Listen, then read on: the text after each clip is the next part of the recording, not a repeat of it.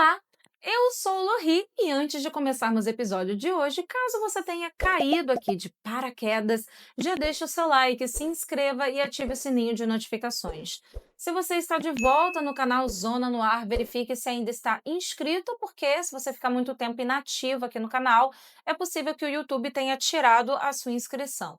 Feito isso, tudo certo, agora sim. Os trotes universitários, por muitos anos, era uma oportunidade de integração, de fazer novos amigos e fazer parte de um rito de passagem, comemorando uma conquista para o mundo profissional. A informalidade, o humor e o espírito de confraternização tornaram os trotes populares e, em muitos casos, esperados com entusiasmo. Mas, com o passar dos anos, os trotes passaram a incorporar práticas humilhantes, violentas e até criminosas. O caso de hoje é um exemplo trágico de que o trote deixou de ser acolhimento para ser opressão. Em 2018, um episódio chocou o mundo acadêmico e a sociedade belga, mostrando como a busca por pertencimento e tradição pode ser manipulada até se tornar fatal.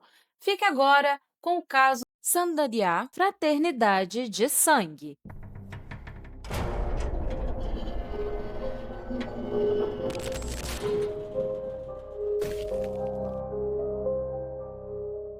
Este material reúne relatos baseados em diferentes fontes da internet, jornais e registros históricos. Aborda temas como tragédias, violência e experiências sobrenaturais, que podem ser sensíveis para algumas pessoas. Não é recomendado para menores ou quem esteja emocionalmente vulnerável. Nosso objetivo não é o sensacionalismo, mas sim preservar a memória dos fatos, incentivar a reflexão e alertar sobre os perigos reais enfrentados pela sociedade.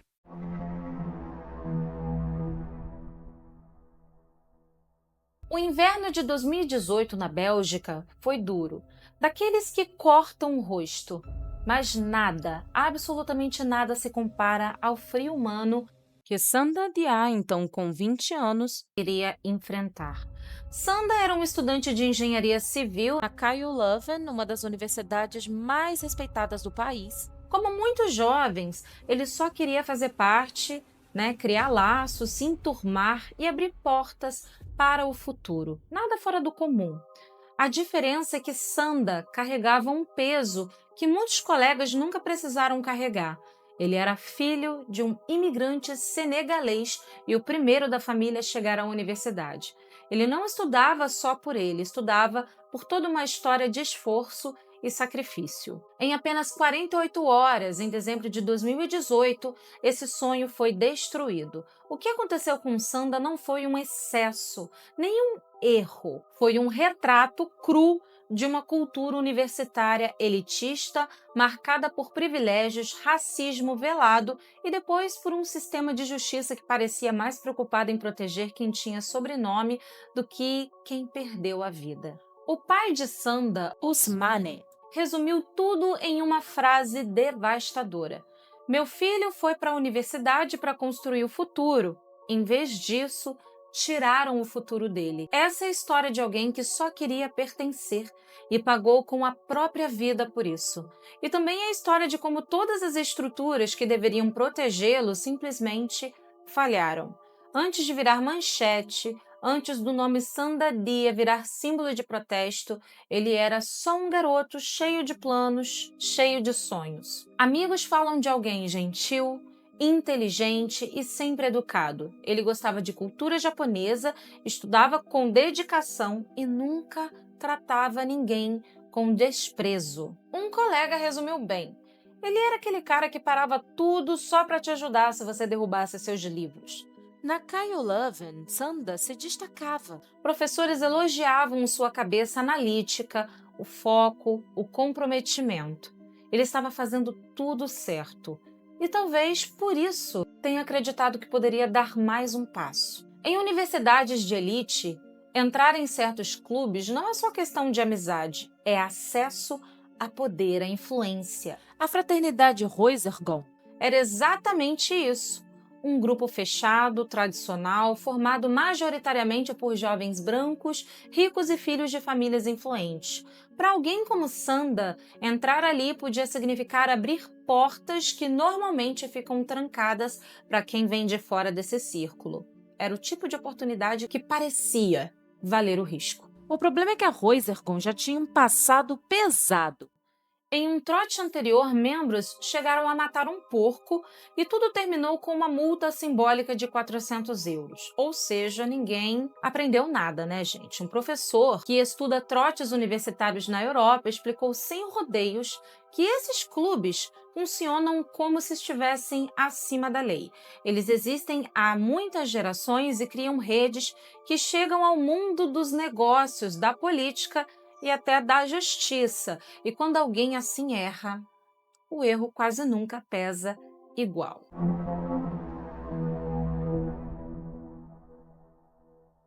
Em um dia gelado de dezembro de 2018, Sanda e outros 2 jovens chegaram a uma cabana isolada. Oficialmente, aquilo seria apenas uma iniciação. Na prática, o que os esperava não tinha nada de integração ou irmandade. Era pura crueldade, gente. Assim que chegaram, o controle começou. Os celulares foram tomados, ninguém podia pedir ajuda, as roupas deles foram molhadas de propósito, gente, no frio. Tem ideia disso, né? Só por si só já era uma ideia péssima. E os 3 foram obrigados a ficar do lado de fora, parados, no frio intenso. Calma, que vai piorar e muito. Eles foram obrigados a beber grandes quantidades de álcool até vomitar. Daí eu já não vejo como uma simples festa, né? Mas sim como uma verdadeira punição. Depois, eles usaram óleo de peixe, né? Porque óleo de peixe foi despejado goela abaixo, causando dores fortes, náuseas e forte diarreia. Ou seja, não bastava punir, tinha que humilhar. Eles não podiam usar o banheiro e acabaram urinando nas próprias roupas. Enquanto isso, tinham que fazer exercícios físicos exaustivos, sendo xingados e atacados com insultos raciais. Quando a noite caiu, Sanda já dava sinais claros de que algo estava errado. Ele tremia, falava enrolado, mal conseguia se manter em pé. A temperatura do corpo estava caindo. Os membros da fraternidade viram tudo isso e mesmo assim decidiram continuar. Se o primeiro dia já era cruel o suficiente, o segundo foi ainda pior. O que aconteceu ali ultrapassa qualquer limite. Sanda foi colocado dentro de uma banheira com água gelada por horas. E a gente bem sabe que o corpo humano simplesmente não aguenta esse tipo de coisa. Ele foi obrigado a arrancar com a boca a cabeça de uma enguia viva. Teve que engolir um peixe dourado ainda vivo. E como se não bastasse, membros da fraternidade urinaram repetidamente sobre ele. Pois é. Nesse ponto, o corpo de Sanda estava entrando em colapso. Ele estava há mais de 24 horas sem hidratação adequada, sofrendo hipotermia severa. Os rins começaram a falhar. O sangue estava se tornando tóxico. O corpo simplesmente desligava aos poucos e mesmo assim, nenhum dos 18 membros presentes chamou ajuda médica. Mais tarde, no tribunal, a promotora Helena Martens foi direta. Eles viram ele morrer, viram ele piorar hora após hora e ninguém teve a atitude humana de parar. Só quando Sanda desabou, sem conseguir ficar de pé ou falar direito, é que decidiram procurar ajuda médica. Mas o tempo já tinha passado, a temperatura corporal dele estava perigosamente baixa. Vários órgãos já estavam falhando. No hospital, médicos tentaram de tudo para salvá-lo, mas os danos eram tão grandes, gente, que Sanda entrou em coma e 2 dias depois morreu por falência múltipla dos órgãos, consequência direta das condições extremas a que foi submetido. Enquanto isso, do outro lado da história, o pânico tomou conta dos responsáveis e, com ele, a tentativa de apagar rastros. Mensagens no WhatsApp foram apagadas, fotos e vídeos da iniciação, né, entre aspas, simplesmente desapareceram. A cabana foi limpa para eliminar as provas. As versões dos fatos foram combinadas para reduzir a culpa. Enquanto o pai de Sanda corria desesperado para o hospital para se despedir do filho, os jovens privilegiados que causaram tudo aquilo já estavam trabalhando para proteger a si mesmos. Essa talvez seja a parte mais revoltante de toda a história. Deixa aqui nos comentários se você já está revoltado o suficiente, porque, olha, sinceramente, eu já estou muito, viu? Para Usmanidia, pai de Sanda, a dor foi devastadora. Ele deixou o Senegal acreditando que estava oferecendo um futuro melhor para o filho dele e para a família. Em vez disso, viu o filho ser tirado dele da forma mais absurda e cruel possível. Em uma entrevista, ele disse que eles não viram o filho dele como um ser humano, né? E ele contando isso com uma voz embargada. Um animal teria sido tratado melhor do que trataram o filho dele. Gente, é uma frase dura, mas que resume exatamente o que aconteceu. Os amigos de Sanda também ficaram em choque. Muitos falavam da gentileza dele, da vontade de crescer, do desejo constante de dar orgulho à família. Um amigo contou que Sanda o ajudou durante um período difícil de depressão. Mesmo quando ele estava ocupado, ele sempre arrumava tempo para os outros. Esse era o jeito dele. O contraste é brutal, né? Alguém conhecido pela empatia morrendo por falta de empatia. Enquanto a família de Sanda tentava lidar com o luto, do outro lado a máquina começou a funcionar. Os membros da Reuzergon e suas famílias se mobilizaram rapidamente. Muitos vinham de lares influentes com ligações diretas com o direito, o mundo empresarial e a política.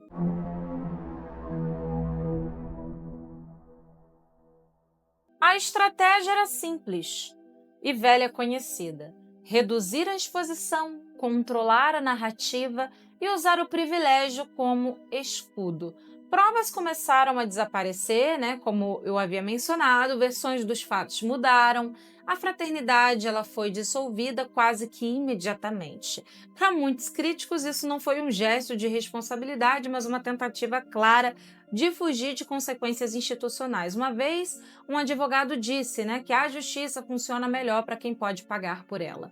Então fica aqui a minha crítica, né? Eu não digo que não acredito na justiça, mas infelizmente quem conhece e lida com o sistema, quem tem poder e influência, acaba sendo mais fácil na maioria das vezes. Por isso que eu acho que a pressão midiática por justiça pode ser eficaz se usada de maneira ética e correta. Só em 2023, 5 anos depois da morte de Sanda, o caso finalmente chegou aos tribunais. Até lá, a revolta popular já tinha esfriado, muitas provas tinham sido comprometidas e os acusados tiveram tempo de sobra para montar uma defesa sólida. Gente, tempo demais.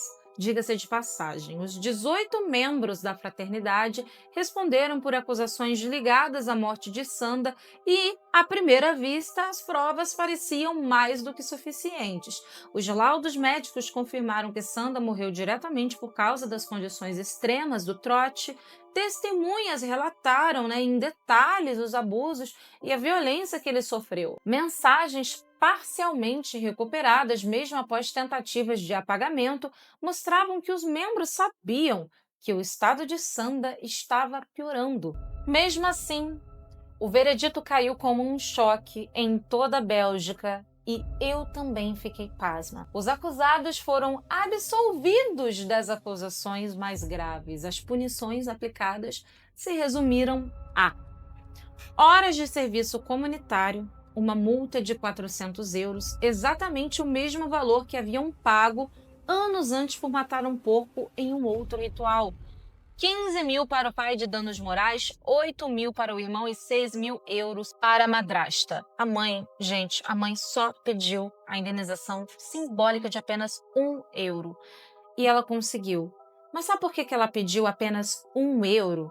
Porque era a forma dela protestar, dizendo que o que ela queria não era dinheiro, mas sim justiça. Os promotores na época queriam que os responsáveis pegassem prisão com penas que iam de 18 a 50 meses. Falar sério, né? Parece piada de mau gosto, mas infelizmente é real. Para mim fica claro que o dinheiro, o poder e a influência fizeram toda a diferença nesse caso. A corrupção é algo que corrói de verdade, destrói em qualquer sentido, em qualquer lugar do mundo. Enquanto as penas eram lidas, o pai de Sanda desabou, vencido pela dor e pelo sofrimento. Do lado de fora do tribunal, manifestantes seguravam cartazes com frases como "Justiça por Sanda" e "Vidas negras importam na Bélgica também". As penas brandas provocaram indignação imediata. Milhares de estudantes foram às ruas em várias cidades da Bélgica. As redes sociais foram tomadas pela hashtag Justice for Sanda, que em português significa Justiça por Sanda. Para muitos, especialmente dentro das comunidades imigrantes, o caso apenas confirmou aquilo que já se suspeitava sobre o sistema de justiça. Esse veredito deixa claro que algumas vidas valem menos do que outras, afirmou a ativista de direitos civis Mari Diallo. Ela mostra que o privilégio pode literalmente sair impune até mesmo depois de uma morte. Os protestos rapidamente ultrapassaram o caso de Sanda, viraram um movimento maior contra o racismo, o elitismo e a corrupção institucional na Bélgica. Universidades passaram a ser pressionadas a rever suas regras sobre fraternidade e grupos estudantis. Políticos também foram cobrados a se posicionar diante do que muitos passaram a chamar de um sistema de justiça de 2 pesos e 2 medidas.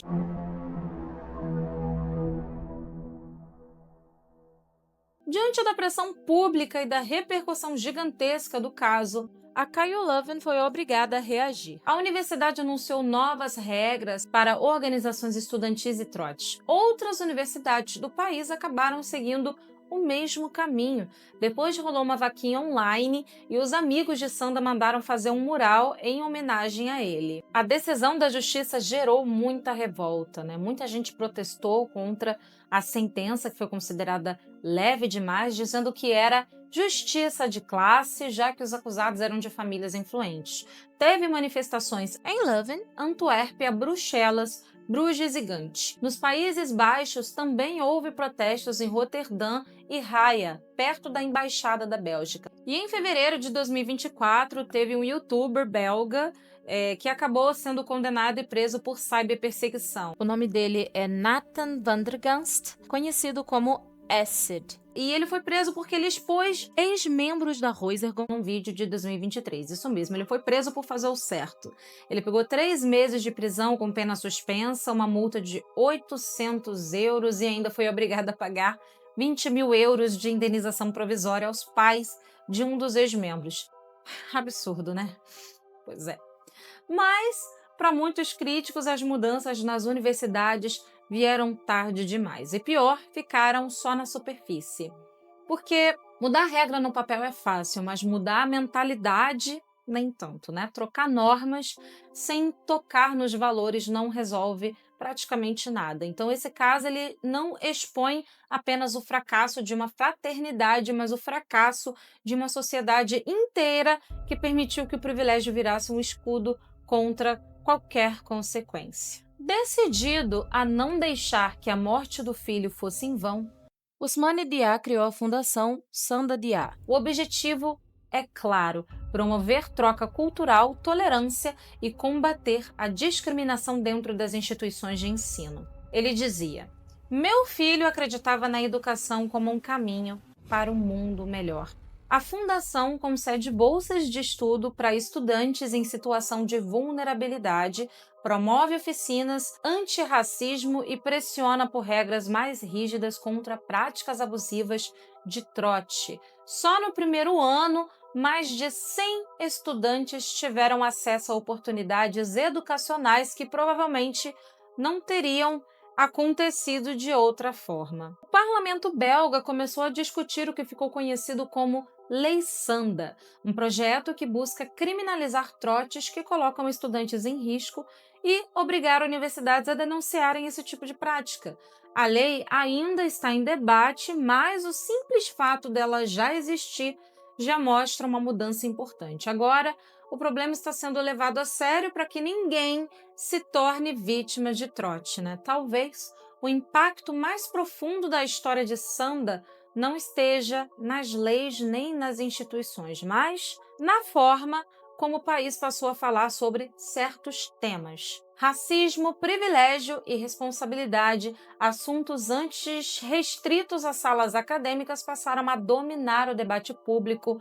Programas de TV, editoriais de jornais e redes sociais entraram na discussão como nunca antes. Amigos e parentes nunca deixarão que se esqueçam de Sanda. Não como o nome de um caso, mas o jovem que gostava de animes japoneses, sonhava em construir pontes e ligava para o pai todo domingo, sem falta. O amigo Thomas disse que ele tinha um jeito incrível de fazer problemas complicados de engenharia parecerem simples, ia quebrando tudo em partes com calma, assim como parecia levar a vida, com paciência, lógica e bondade. Outro amigo contou algo ainda mais marcante. Sanda mandava dinheiro para casa sempre que podia para ajudar a família. Muitas vezes isso significava pular refeições e que nunca reclamava. Na verdade, Sanda diria que era um privilégio poder ajudar. Enquanto alguns usavam dinheiro para humilhar, ele usava o pouco que tinha para cuidar dos outros. No quarto dele, em casa, tudo permaneceu como estava.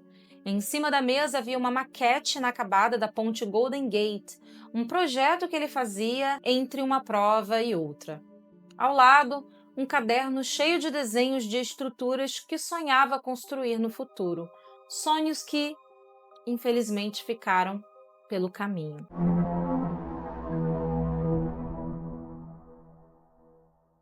A história de Sanda virou um alerta.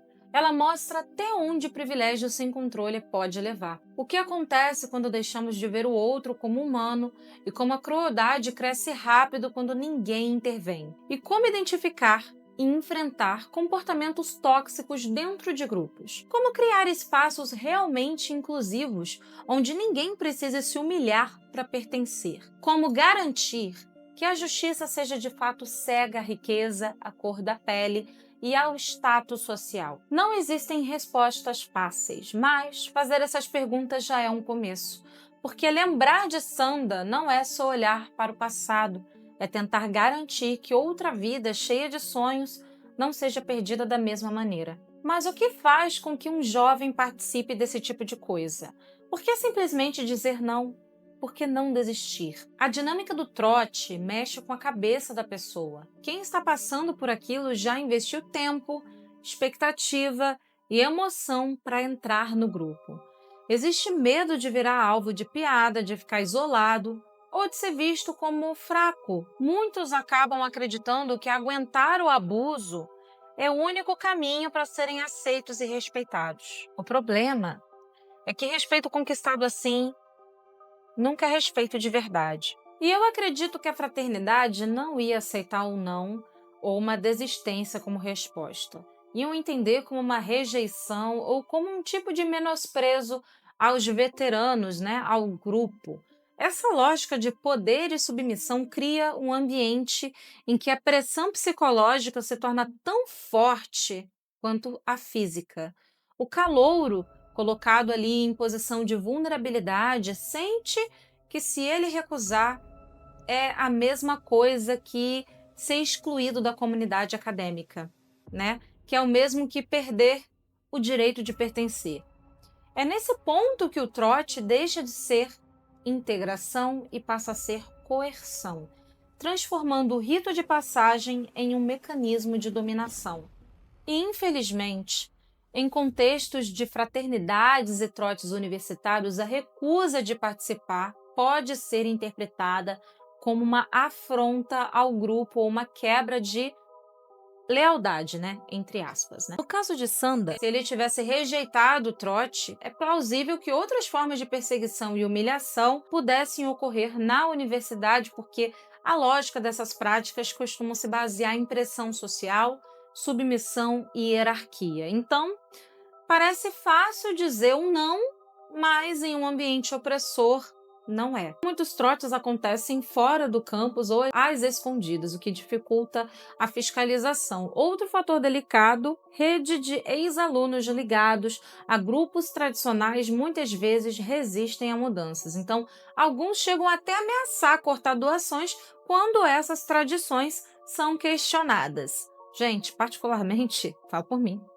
euzinha, me eu não gosto de trote, nunca liguei para essas coisas, sabe? Nunca gostei de me pintar, pedir dinheiro ou de fazer qualquer loucura ou brincadeira que envolva bebida ou teste de rito de passagem. Eu não curto mesmo, tá? Inclusive, morro de medo desse tipo de festa. Nada contra quem gosta dessas festas, desse tipo de comemoração, mas para mim não rola. O pertencer para mim já foi uma necessidade quando eu era mais novinha, né, quando eu ainda estava na escola, mas hoje às vezes eu prefiro estar sozinha que mal acompanhada, né? Eu gosto da minha solitude. Então, nas aulas eu deixava que as amizades surgissem naturalmente. Onde eu me formei, o que costumava fazer era trote solidário.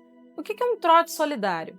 Ele busca integrar os calouros por meio de atividades sociais, culturais e ambientais, promovendo valores de solidariedade e responsabilidade coletiva.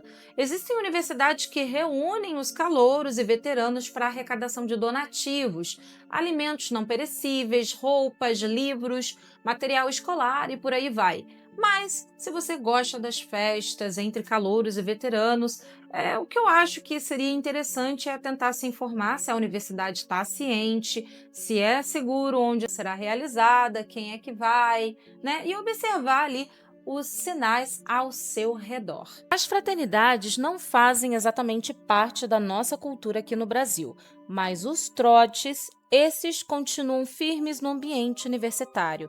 E foi justamente isso que o caso Sanda me fez questionar. Por que escolheram exatamente ele, alguém completamente fora do padrão da fraternidade Roisergon, para passar por aqueles rituais tão duvidosos? A Roisergon era conhecida por ser um grupo fechado, elitista, formado majoritariamente por homens brancos que mantinham entre si um ciclo social e profissional que durava anos. Eles organizavam seus próprios eventos e cultivavam um senso de exclusividade que ia muito além da vida acadêmica. Nos Estados Unidos, por exemplo, esse tipo de fraternidade é ainda mais forte, parte da cultura desde o século XIX, mas no caso de Sanda, tudo indica que ele nem chegou a ser convidado pela instituição em si. Ele teria sido chamado por alguns colegas em comum. Talvez porque fosse um aluno brilhante, promissor, cheio de boas notas e projetos impressionantes. Ou, numa visão mais cruel e preconceituosa, por ser enxergado como alguém exótico, algo que se encaixa no que chamamos de tokenismo, usar uma pessoa como símbolo para parecer inclusivo, quando na prática não há inclusão alguma. O fato é que pouquíssimas pessoas tinham acesso àquela elite belga e aos privilégios que vinham com ela. E aí surge a pergunta, será que o brilho de Sanda incomodava os membros da Roisergon? Uma coisa parece clara, eles nunca quiseram que ele realmente fizesse parte do grupo. Pelo contrário, queriam humilhá-lo, diminuir sua presença ou, pior, apagar completamente aquilo que fazia dele único. Aqui no Brasil, a gente não tem fraternidade nesse estilo, mas isso não significa que estamos livres desse tipo de violência. Existem grupos informais que aplicam trotes pesados, violentos e que não têm qualquer ligação oficial com as instituições de ensino. Ao longo dos anos, esses grupos também protagonizaram episódios cruéis, tão revoltantes quanto o caso de hoje.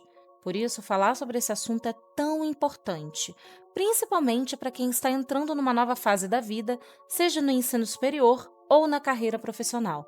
Informação e consciência podem sim salvar vidas.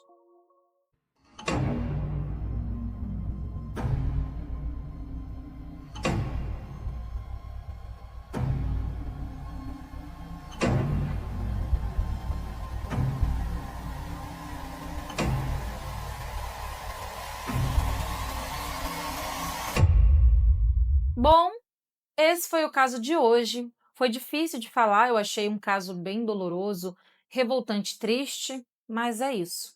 Talvez o problema no que aconteceu não seja o trote em si, mas sim o caráter duvidoso de pessoas mimadas que nunca precisaram lutar por nada na vida e criaram um evento para menosprezar pessoas por ego e poder. Se você gosta de conteúdo como esse, já compartilha com seus amigos que também curtem. Aproveite para deixar nos comentários algum detalhe que você queira complementar. Conte aí se você teve alguma experiência com trote, o que você acha sobre esse tipo de evento, ou deixe uma sugestão para os próximos vídeos. Eu gostei muito da sua companhia até aqui e espero vê-los de novo no próximo episódio. Tchau, tchau.